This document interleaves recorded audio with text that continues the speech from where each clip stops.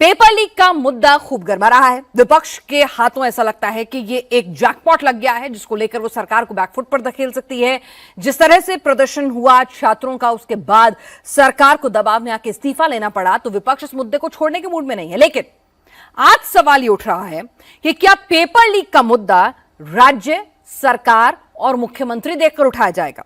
दिल्ली के जंतर मंतर पर सड़क से लेकर संसद तक गूंज सुनाई दे रही है, लेकिन रांची के जंतर मंतर पर राहुल गांधी चुप हैं, प्रियंका गांधी चुप हैं, अखिलेश यादव खामोश हैं। विपक्ष झारखंड की तरफ देख भी नहीं रहा।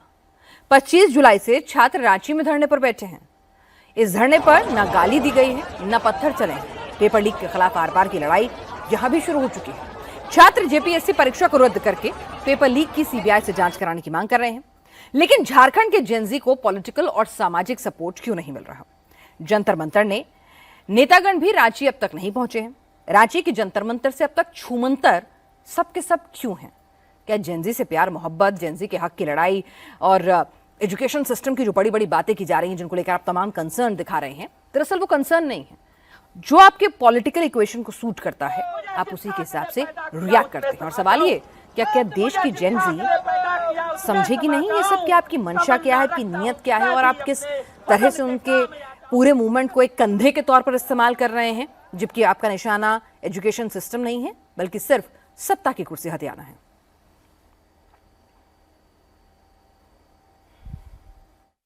कट ऑफ जिस तरह के गए हैं, उसमें तकरीबन 140-45 अंक वाले विद्यार्थी ही सिलेक्शन पाए हैं। तो उसके आधार पर जिस तरह से देखा गया, तो पता चला जिसको सीआईडी ने भी माना, वो छात्र भी कबूल चुका है। अभी वो हिरासत में है। उसने कहा कि गड़बड़ियां हुई है। और मैं बताना चाहूंगा, यहाँ जो जेपीएससी के जो परीक्षा में जो श्वेता गुप्ता की गिरफ्तारी हुई, वो परीक्षा विभाग से संबंधित है। उनका भी जिस तरह से बयान आया, उसमें भी साफ साफ पता चला कि गड़बड़ियां आज से नहीं, पिछले कई समय से चल रहा है। जो टीडीपीएल कंपनी थी, जो ब्लैकलिस्टेड कंपनी है अन्य राज्यों में, यहाँ तक कि जेएसएससी भी उसको ब्लैकलिस्टेड की है, वही कंपनी यहाँ पे संचालन कर रही है परीक्षाओं का। जब सीआईडी आंध्र सरकार का है, स्टेट का है, और सीआईडी जो भरोसा इसलिए उब गया है कि सीजीएल का एग्जाम हुआ था, उसमें भी पेपर लीक हुआ था, लेकिन सीआईडी को दिया गया। हम लोग बहुत 120 प्रूफ दिए थे, नेपाल वाला भी प्रूफ दिए थे, मोबाइल का प्रूफ दिए थे। ये सब कटाश करके कुछ जीरो कर दिया और वो एग्जाम को रद्द ना करके ज्वाइन करवा दिया। तो सीआईडी पर भरोसा उठ गया है। सीबीआई जांच होना चाहिए। तो यहां पर सीबीआई जांच की मांग कर रहे हैं, लेकिन सवाल यह है कि यहां भी छात्र बैठे हुए हैं, छात्र धरना प्रदर्शन कर रहे हैं, छात्र पेपर लीक का मुद्दा उठा रहे हैं। यानी कि मुद्दा वही है जो दिल्ली के जंतर मंतर पर था, लेकिन इन छात्रों की सुध कोई नहीं ले रहा। इन छात्रों के पास भी तमाम अच्छे फूड जॉइंट्स का खाना नहीं पहुंच रहा है। वो बेचारे सूखी रोटी चावल खाने को मजबूर हैं। इस तरह के वीडियो भी सर्कुलेट हो रहे हैं।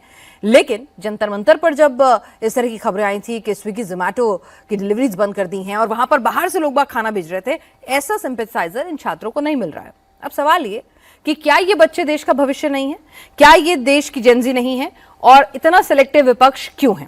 इसी सवाल को हम अपने पैनल के पास ले जाएंगे। हमारे साथ राधिका खेड़ा है, प्रवक्ता बीजेपी से, रोहित कुमार सिंह है, संयोजक युवा चेतना मंच से, तारिक खान है, प्रवक्ता समाजवादी पार्टी से, अनंत दुबे हैं, प्रवक्ता शिवसेना से, और धीरज दुबे हैं, प्रवक्ता जेएमएम से। धीरज जी, सबसे पहले, क्योंकि आप जेएमएम से आ रहे हैं और पूरा मुद्दा जो है झारखंड का है और वहीं पर पूरा सवाल उठ रहे हैं, भाई जेनजी दिल्ली में दिखती है, एजुकेशन सिस्टम कोलैप्स हो रहा है, ये दिल्ली में दिखता है, पेपर लीक का दर्द दिल्ली में दिखता है, झारखंड में क्या देश का भविष्य नहीं है। झारखंड के युवा हों या भारत के युवा हों, सारे युवाओं के साथ ये संवेदना जुड़ी हुई है कि अगर उनकी कुछ मांग है तो उस मांग पर सरकार ध्यान दे और उन मांगों को एडमिट करे।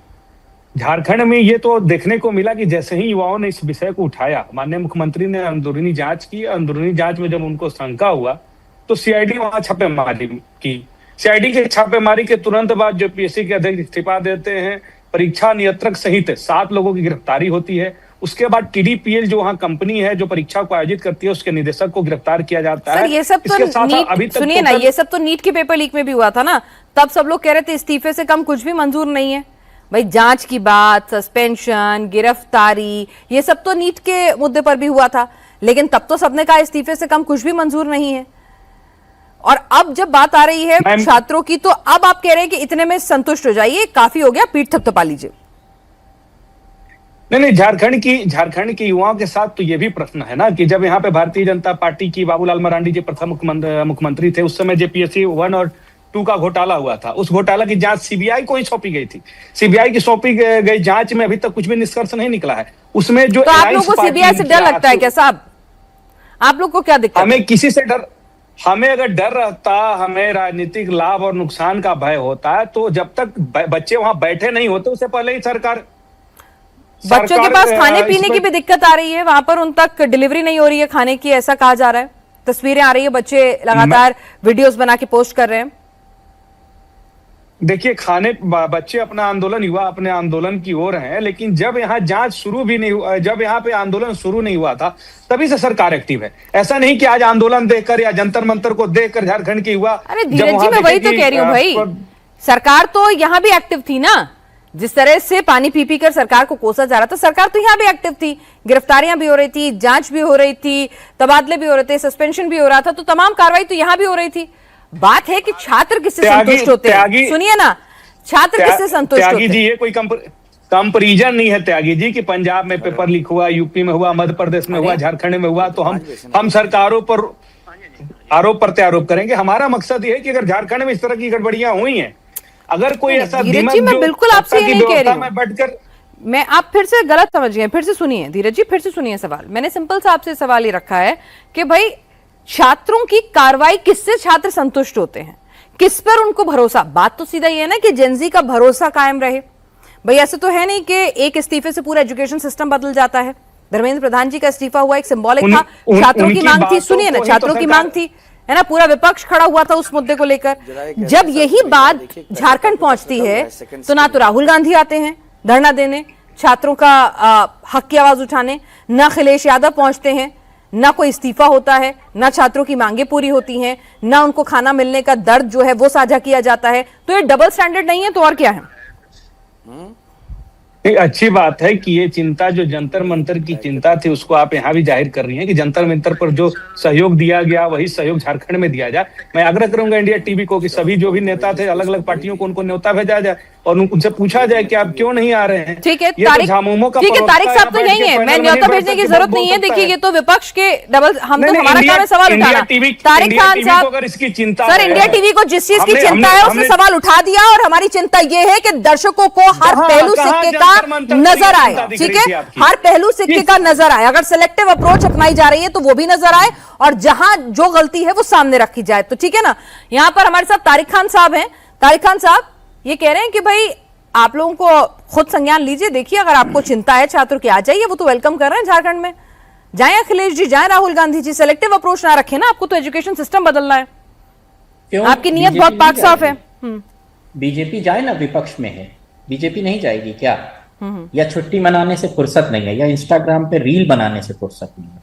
मैं कह रहा हूं, फर्क आपको समझाता हूं। एक, जब 2024 में नीट पेपर लीक हुआ तो एनटीए की डायरेक्टर साधना पराशर ने कहा था उसी वक्त 2024 कि पेपर लीक नहीं, और कहा किसी तरीके का कोई पेपर लीक नहीं हुआ। जो सोशल मीडिया पे पेपर चल रहा है वो सब फर्जी है और किसी तरीके का पेपर लीक नहीं हुआ। ये 2024 में पेपर लीक होने के 2 दिन बाद का स्टेटमेंट। आज झारखंड में किसी का इस्तीफा लिया गया है, जांच बैठी है, काम हो रहा है। ये फर्क है, नियत का फर्क है। मैं क्लियर कट बता रहा हूं, पहला पेपर 24 में ही लीक हो गया था, तभी एनटीए बैठ के कह रहा था कि कोई पेपर ही नहीं लीक हुआ। अरे साहब, आप तो वो लोग हैं जो धीरे धीरे ये साबित करना चाहते हैं कि नीट का कभी कोई पेपर ही नहीं लीक हुआ था, कोई प्रदर्शन भी नहीं हुआ था, कहीं कोई बच्चों पे लाठी नहीं मारी गई थी, कहीं कोई पत्थर भर के पुलिस ट्रक नहीं लेकर आई थी, इस तरीके की कोई घटना ही नहीं हुई थी। लोगों के दिमाग से ये मिटा दिया जाए कि किसी तरीके का कोई नीट पेपर लीक हुआ था या उसका प्रदर्शन हुआ था।